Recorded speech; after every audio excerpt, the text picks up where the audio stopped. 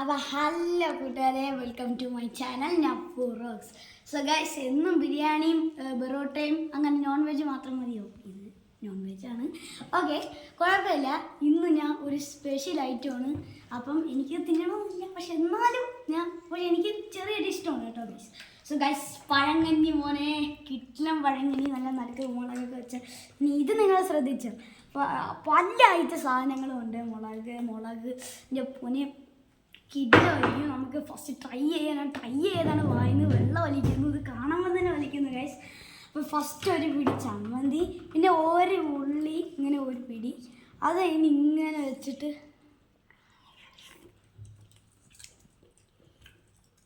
സൂപ്പറാണ്.